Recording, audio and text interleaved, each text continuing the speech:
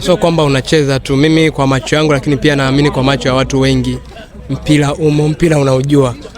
So kama unacheza mpira kiasi hiki kwa umri huo, maana yake kipindi cha nyuma ulikuwa bora zaidi kuliko sasa.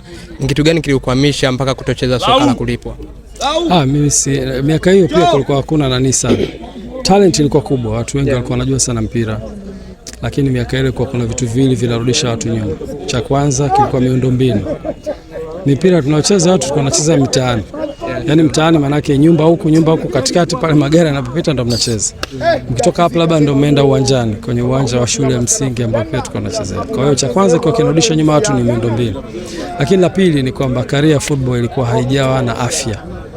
Yaani uwezo ukawa ndo unategemea mpira kwa ajili ya maisha yako. Kwa hiyo hata wazazi wanakueleza kabisa kwamba weka jitihada kwenye masomo yako, achana na mambo ya mpira. Mpira ilikuwa inaonekana kama ni kitu ambacho hakina future. Kwa watu wengi wa nyuma huko wenye vipaji vikubwa hawaje kufika mbali.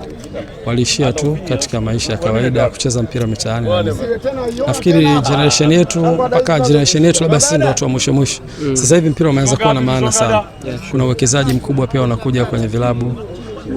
Watu wanaona thamani, mishahara mikubwa. Sasa hivi kuna mchezaji anaanza kulipwa dola 15,000, 20,000. Mshahara ambao anaweza kulipwa very high leader kwenye taasisi. Sasa hivi ipo kwenye mpira, mtu analipwa hivyo.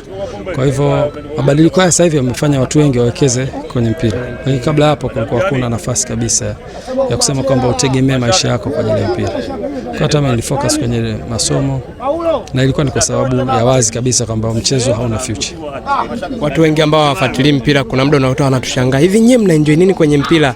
Kitu gani unaweza kuwaambia wewe binafsi? Mpira ni mapenzi, mpira uko moyoni. Hata huwezi kujua kitu gani kinakufanya uache shughuli zako uje hapa. It's a beautiful game ambayo ndio mchezo unaopendwa na watu wote duniani.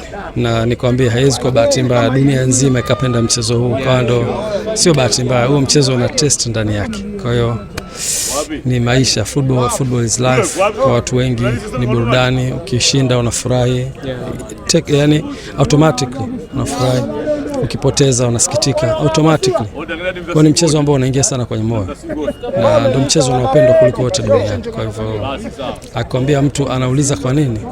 Haiulize dunia nzima kwa nini napenda mpira. Shukrani sana. Asante sana.